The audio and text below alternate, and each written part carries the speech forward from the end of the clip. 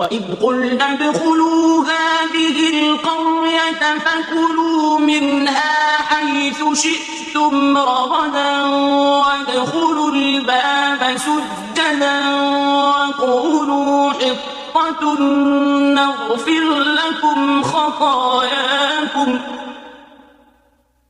وَسَنَزِيدُ الْمُحْسِنِينَ. فبدل الذين ظلموا قولا غير الذي قيل لهم فأنزلنا على الذين ظلموا رجزا من السماء بما كانوا يفسقون. அஸ்ஸலாமு அலைக்கும் வரஹ்மத்துல்லாஹி தஆலா வபரகாத்துஹு. இந்த வீடியோல பார்க்க இருக்கிற வசனங்கள் அல்-பக்ரால 58 மற்றும் 59. இன்னும் நினைவு கூறுங்கள், நாம் கூறினோம், இந்த பட்டணத்துள் நுழைந்து அங்கு நீங்கள் விரும்பிய இடங்களில் தாராளமாக புசியுங்கள். அதன் வாயில் நுழையும் போது பணிவுடன் தலை வணங்கி ஹித்தத்துன், எங்கள் பாவ சுமைகள் நீங்கட்டும் என்று கூறுங்கள். நாம் உங்களுக்காக உங்கள் குற்றங்களை மன்னிப்போம், மேலும் நன்மை செய்வோருக்கு அதிகமாக கொடுப்போம். ஆனால் அக்கிரமக்காரர்கள் தம்மிடம் கூறப்பட்ட வார்த்தையை அவர்களுக்கு சொல்லப்படாத வேறு வார்த்தையாக மாற்றிக்கொண்டார்கள். ஆகவே அக்கிரமங்கள் செய்தவர்கள் மீது பாவம் செய்து கொண்டிருந்த காரணத்தினால் வானத்திலிருந்து நாம் வேதனையை இறக்கி வைத்தோம். இஸ்ரவேலர்கள் தம் எதிரிகளுடன் அறப்போர் புரிய மறுத்ததையும் புனித பூமிக்குள் முறையோடு நுழைய மறுத்ததையும் அல்லாஹ் இங்கு கண்டிக்கின்றான்.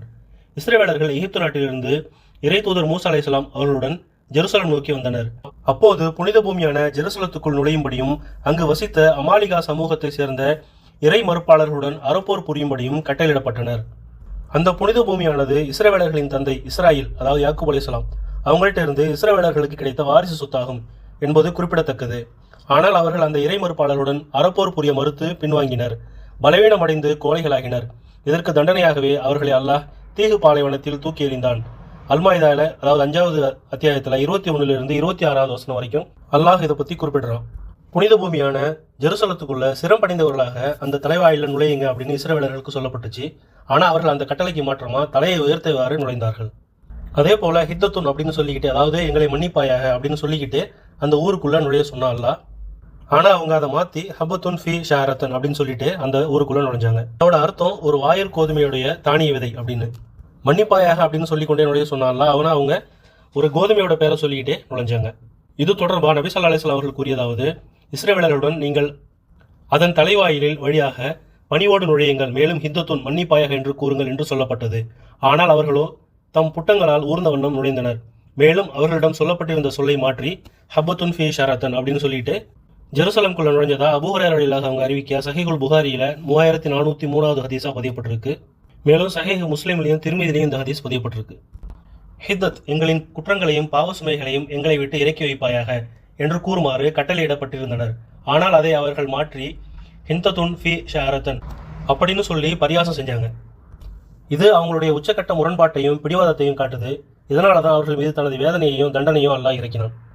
அதைத்தான் 59வது வசனத்தில், ஆகவே அநீதி இழைத்த அவர்கள் மீது அவர்கள் குற்றம் புரிந்து கொண்டிருந்த காரணத்தினால் வானத்திலிருந்து நாம் வேதனை இறக்கணும் அப்படின்னு சொல்கிறோம்.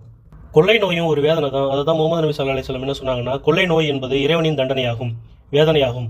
அதன் மூலம் உங்களுக்கு முன் வாழ்ந்த சமூகத்தார் தண்டிக்கப்பட்டனர் அப்படின்னு. இந்த ஹதீஸ் உசாமா ரலியல்லாஹு அவங்க அறிவிக்க சஹீஹுல் புகாரியில் 3473வது ஹதீஸா பதியப்பட்டிருக்கு. மேலும் ஒரு வசனத்தோடு உங்களை சந்திக்கின்றேன் இன்ஷா அல்லாஹ். அஸ்ஸலாமு அலைக்கும் வரஹ்மத்துல்லாஹி தஆலா வபரகாத்துஹு.